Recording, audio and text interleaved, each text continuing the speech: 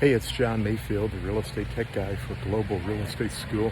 Wanted to show you very quickly I'm speaking here in Naples, Florida, and we have what's called a planned unit development. We talk about that a lot in the course, and I'll have to move my phone around. The sun's in my eyes, so I can't see the little item to change the camera positions. But this is a good example of a planned unit development.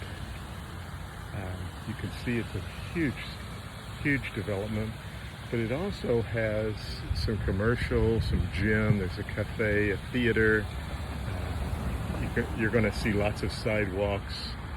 So there's lots of items that are common areas, common grounds that are owned as the owners in the development. There's, I'm sure, a monthly fee that the owners would pay each month here.